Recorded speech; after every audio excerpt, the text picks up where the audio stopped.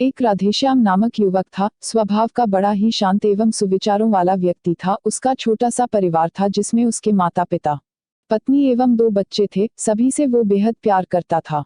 इसके अलावा वो कृष्ण भक्त था और सभी पर दया भाव रखता था। जरूरतमंद की सेवा करता था, किसी को दुख नहीं देता था। उसके इन्हीं गुणों के कारण श्री कृष्ण उससे बहुत प्रसन्न थे और सदैव उसके साथ रहते थे। और राधेश्याम अपने कृष्ण को देख भी सकता था और बातें भी करता था। इसके बावजूद उसने कभी ईश्वर से कुछ नहीं मांगा। वह बहुत खुश रहता था क्योंकि ईश्वर हमेशा उसके साथ रहते थे, उसे मार्गदर्शन देते थे। राधेश्याम भी कृष्ण को अपने मित्र की तरह ही पुकारता था और उनसे अपने विचारों को बांटता था। एक दिन राधेश्याम के पिता की तबीयत अचानक खराब हो गई। उन्हें अस्पताल में भर्ती किया गया। उसने सभी डॉक्टर्स के हाथ जोड़े, अपने पिता को बचाने की मिन्नतें की, लेकिन सभी ने उससे कहा कि वो ज्यादा उम्मीद नहीं दे सकते और सभी ने उसे भगवान पर भरोसा रखने को कहा। तभी राधेश्याम को कृष्ण का ख्याल आया और उसने अपने कृष्ण को पुकारा। कृष्ण दौड़े चले आए। राधेश्याम ने कहा, मित्र, तुम तो भगवान हो, मेरे पिता को बचा लो। कृष्ण ने कहा, मित्र, ये मेरे हाथों में नहीं है। अगर मृत्यु का समय होगा तो होना तय है।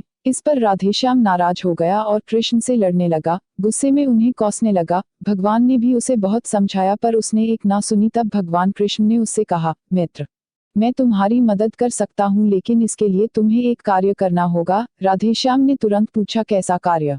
कृष्ण ने कहा, तुम्हें किसी एक घर से मुट्ठी भर ज्वार लानी होगी और ध्यान रखना होगा कि उस परिवार में कभी किसी की मृत्यु न हुई हो। राधेश्याम झट से हाँ बोलकर तलाश में निकल गया। उसने कई दरवाजे खटखटाए। हर घर में ज्वार तो होती, लेकिन ऐसा कोई नहीं होता जिनके परिवार में किसी की मृत्यु ना हुई हो। किसी का पिता, किसी का दादा, किसी का भाई, माँ, काकी या बहन। 2 दिन तक भटकने के बाद भी राधेश्याम को ऐसा एक भी घर नहीं मिला। तब उसे इस बात का एहसास हुआ कि मृत्यु एक अटल सत्य है। इसका सामना सभी को करना होता है, इससे कोई नहीं भाग सकता। और वो अपने व्यवहार के लिए कृष्ण से क्षमा मांगता है और निर्णय लेता है जब तक उसके पिता जीवित हैं उनकी सेवा करेगा। थोड़े दिनों बाद राधेश्याम के पिता स्वर्ग सिधार जाते हैं। उसे दुख तो होता है, लेकिन ईश्वर की दी उस सीख के कारण उसका मन शांत रहता है।